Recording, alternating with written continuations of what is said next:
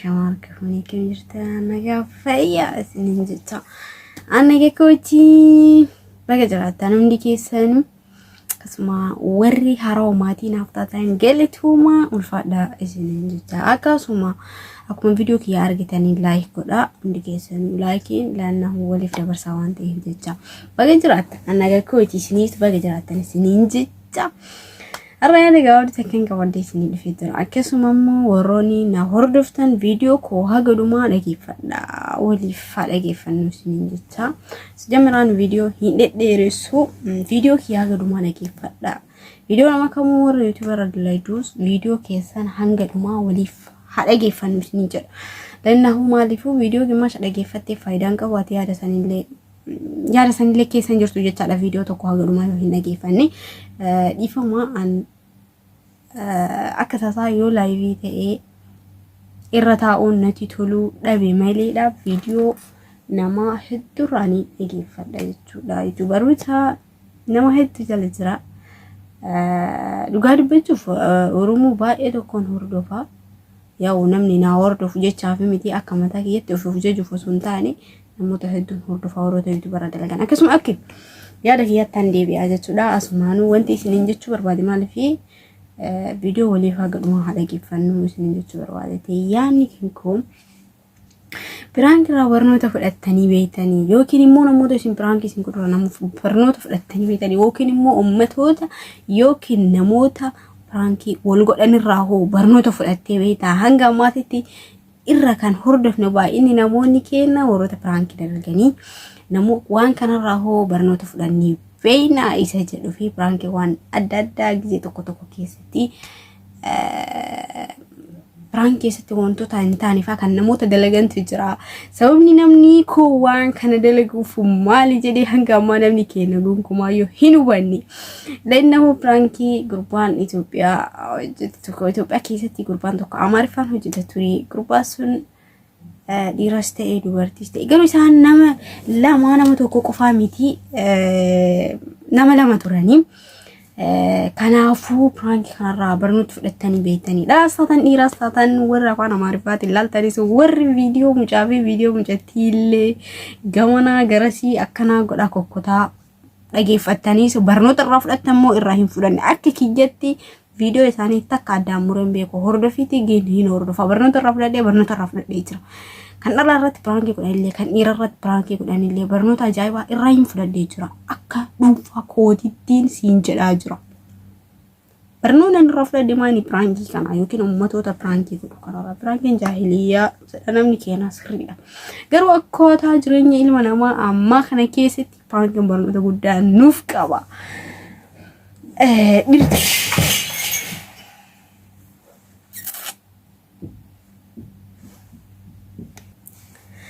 ifamna gara video ada muri jira lanno waatu kushina keessa lafa dhaani wantu malte jedhe rifadhe okay kanin ra barnoota fudhanni beena warri waliin jennu dhalastaanii dhiirastaanii barnoota walirraa fudhanni beena katee afaan Amaariffas ta'e afaan Oromoos ta'e warroonni piraanki adda addaa dalagan baay'eetu jiran isiniin jecha okay obliwan kiya jechuudha wantiin isiniin jechuu barbaade waan kanarraa barnoota fudhattanii beektanii hoo akka keessanitti akka kiyyatti hoo an garuu barnoota irraa fudhadheensa waan kana maaliif dhiyeessee waan kana maaliif dubbattee jechuun keessa waan hin oolle waan ta'eef jecha anis waan kana waan dubbadheef qaba dhiirti tokko maaliif dubartii irratti piraanki hojjeta yookiin immoo dhoysee lakkoofsi isiillee waanuma hundaa'u maaliif namatti kennee maaliif nama isi hordofsiisuu danda'a yoo kajatan ta'e yoo ka amanuu dhabee ta'uu osoo hin taane namni kun hangam amantummaa qaba kan jedhamu raa tokkoffaa dhiirri tokko dubartii takka irratti gisee piraanki godhu sababni inni piraanki godhuuf maali inni jedhaati yaada dubartootuma biyya alaa kana ta'ettee dhiira irratti piraanki godha hedduutu jira birrii kaffaltee dhageeffadhaa waan taarikaa tokkoon isinitti himamu mucaa piraanki dalagu tokko yoo ka beektan ta'e jechuudha kaniin Amaariffaa nama lamatu jira tokkollee ka bakka feetee deemee dalagu tokko jira jechuudha Oromiyaa keessas ta'e bakka feetee deemee ka dalagu jira mucaa suni gaafadhee ture jennaan piraanki warri dalagu mallaqaan dalagaa laakiin immoo namoota yuutuubarra dalagu irratti hedduudha. Viidiyoo keessanillee birriitti nyaata mallaqas kafalanii pirankii godhan. Garuu wanta akkasiin xiqqaannatti ulfaate gaafadhee ture jechuudha nama isaanii. Gaafadhee ani akka mataa kiyyaatti haasofsiisetu ture jechuudha. Mucaa pirankii godhu tokko. Inni prankiin inni godhu sun maal inni yookiin jaalallee yookiin immoo dubartiis ta'e dhiiras ta'e nama tokko lakkoofsi isaa hin kennitaa fi ni waamaa sababa dalagaa fakkeessee sababa wayii fakkeessee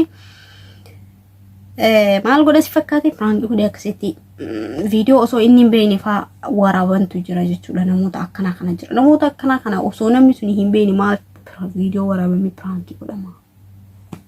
I think yaada mooyaani akka kiyatti ani prank tokko kanatti tolee jira. Sababni dubartiin takka dhiira tokko erga jaalatteerra erga abbaa manaa yookiin immoo jireenya isaa keessaniin jiraadha jetteerra maaliif isaa dhiiftee dhiira biraatti deemuuf deemti. Prankiin kun wantoota akkana kanarraa amma mucayyoo viidiyoo wayii takkasi jira namni olii gadi oofu jechuudha. Ani fakkeenya mucittiisam takkitiif jecha yookaan dubartii guutuu maqaa balleessuu danda'ama namoonni jechuudha. Garuu akkasii miti namni hundi jaalala hin beeku jechuu inumaa gonkumaa hin dandeenyu. Fakkeenya namni tokko baalagummaa ta'ee fi namni hundi baalageedha jechuu hin dandeettanii hin danda'amu. Anis hin jedhu isinis hin jettu alaannoo namni tokko baalagummaa yoo qabaate namni hundi sun balagee ta'a jechaa miti. Garuu akka kiyyatti prankiin adda addaa kan hojjetamu kan barnoota ajaa'ibaa irra fudhachaa jiru jira. Laakiin namni sun hangam nama saniif yaada. Amaariffaan jira garuu afaan Oromootiin hin jiru prankiin ajaa'ibaa wantoonni akkanaa. Amma isin balleessaa ka qabu moo isaa jettee orolliin dhiyeessite turte jechuudha abbaan sanatti prank sanarratti. Prank sanatti garuu yaada kiyyaallee dhiyeessee ture. Isiitu balleessaa qaba jedhee ture. Laannoo osoo nama qabdu osoo nama jaalattu qabdu yookiin immoo abbaa manaa qabdu akkamitti dhiira tokko biraa fiduu dandeessi. Kanneen jedhurraa ani balleessaa ka qabu isii irratti murteessee namoonni tokko tokko immoo prankiin sun ka itti hin tolle hedduutu jira. Prankiin tokko tokko muluma beelkii taree garuu qifif nama jedha garuu immoo wanta akkana kana fa'aatu jira jechuudha. Jireenya ilma namaa keessatti dhiira tokko yoo jaalatte maali jireenya isaa yoo hin feene atillee isa ofitti amantummaa dhabuu kan kee osoo hin taane yookiin immoo isa san isa amanu maali akka itti amantu adda baafadhu malee dura jaalala keessa seeniin osoo hin seenin dura seentee takka itti seenteerra erga jettee nama san akka itti amantuu fi jireenya kan kee akka itti fooyyeffattu mijeeffadhu malee as deebitee nama biraa irratti fe'uun kun wallaalummaa adda gara hin qabne jireenya kan keellee si abbaa akkanuudha. Nama tokko erga jaalatteerra nama tokko erga jaalatteerra maal godhuu qabda karamtu jijjiirama sii fida karamitti jireenya kee fooyyeffadha jedhee akkasitti yaadi malee nama tokko jaalattee namni sunillee kaasee aarsuu danda'a sirriidha. Namni jireenya keessatti jaalala keessatti waa'ee walirratti fida. Garuu ati namni tokko balleessaa qaba jettee as deebitee waan hin taane yaadini. Ana keetti prank irraa barnoota ajaa'ibaan fudhadhee jira. Laannahu prank kana keessatti dhugaa yoo dubbanne mee warroonni barnoota hin fudhatin illee komentii jalannaa barreessaa. Warri barnoota irraa fudhatta illee komentii jalannaa barreessaa. Laannu barnoonni ajaa'ibaa kan namni irraa fudhadhee maanis ni fakkaate. Dubartiin takka yookiin dhiirri tokko dubartii akka erga amaneerraa maaliif dubartii biraa itti fida taakka erga jaalateerraa erga atitii jedheenirraa erga jireenya waliin fooyyeffanna jedheerraa keessa warri abbaa manaa fi haadha manaa ta'an namoota akkana kan hedduu daarragame waan hin taane keessa seenee fa'atu jira jechuudha. Kanaafuu warroonni akkanaa kun dhugaa prank irratti hojjetamee dhugaan boona nakkiyaatti gammachuu qaba. Laa'innu namni sun hagam akka jaalatu beeku jecha akkana godhe malee waan biraa miti. Namni dhugaarree prank godhamee namni dhugaallee milkaa'ee baay'eetu jira. Milkaa'ina isin keessatti fi gadda namoota tokko tokkoof immoo gadda ka ta'e jechuudha. Dhugaa fi soba addaan bayamee jechuudha. Laa'innu prank jechuun barnoota garuu immoo prank keessatti dhugaatti miidhamaanis ka miidhamuus hin jira. Garuu immoo dhugaatu baay'ee laannu prank keessatti dhugaa haqiiqatu baay'ee dhugaatu dhugaa guutuun guututti dhugaatu baay'ee. Ana keessatti tolee jira prank laannu wanti prank natti tolee isin jedhuuf maaliif dhugaatu baay'ee. Haqiiqa prank keessatti dhugaatu baay'ee namni tokko hangam akka nama amantummaa qabu dhugaatu baay'ee.